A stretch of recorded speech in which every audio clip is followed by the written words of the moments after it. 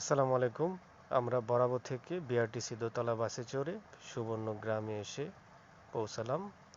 সেখানে ticket counter থেকে ticket নিয়ে আমরা সোজা উপরে উঠে আবার নিচে নেমে গেলাম। নামার পরে আমরা একটা রেস্টুরেন্টে পেলাম, যেহেতু দুপুরের সময় আমাদের ক্ষুধা লেগে গিয়েছিল, তাই আমরা রেস্টুরেন্টে ঢুকে খাবার নিয়ে খেতে বসে গেলাম। খাওয়ার পর আমরা সেখান থেকে ঘোরার উদ্দেশ্যে বাইরে বের হয়ে গেলাম। আমরা সেখান থেকে হাঁটার মধ্যেই আমরা অনেক ধরনের বাচ্চাদের রাইডগুলি দেখতে পেলাম, বড়দের রাইডগুলি দেখতে পেলাম এবং সেখানে শাটাল বাসও দেখতে পেলাম। তো আন্তর্জাতিক মানের অনেকগুলি রাইড তারা সেখানে বসিয়েছে।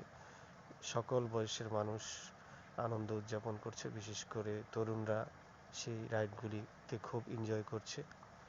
তো আমরা সমস্ত রাইডগুলি ঘুরে ঘুরে দেখলাম, যদিও আমরা রাইডগুলিতে উঠিনি, কারণ আমাদের ভয় লাগছিল, এত ভয়ঙ্কর রাইডগুলি। সেখানে বাচ্চাদের জন্য ও খেলাধুলার অনেক ব্যবস্থা ছিল। তো আমরা সোজা লেকের পাড়ে চলে আসলাম। তো লেকের পাড় দিয়েও বিভিন্ন ধরনের ছোট ছোট গাড়ি চলাচল করছিল।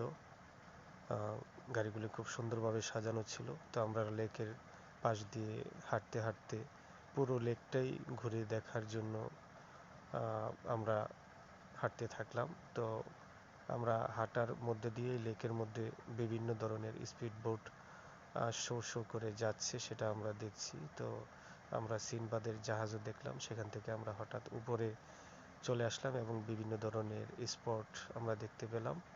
তো আমাদের জোহরের নামাজের সময় চলে আসায় আমরা সেখানে নামাজ পড়লাম।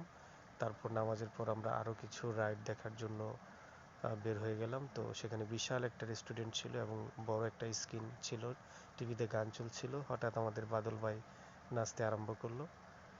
তো আমরা আবারও লেকের পাশে চলে আসলাম। সেখানে আরও কিছু গাড়ি দেখতে পেলাম, যারা হাঁটতে যাদের কষ্ট হচ্ছে তারা গাড়িতে চড়ে তারা সুবর্ণগ্রাম ঘুরে দেখছে। তো আমরা শেষে আমরা ঘোড়া এবং হাতির স্ট্যাচুর সামনে চলে আসলাম। তারপর আমরা বিদায় নিলাম এবং সুবর্ণগ্রামের গেটের কাছে চলে আসলাম। তো সকলকে ধন্যবাদ আমাদের পাশে থাকার জন্য। আসসালামু আলাইকুম।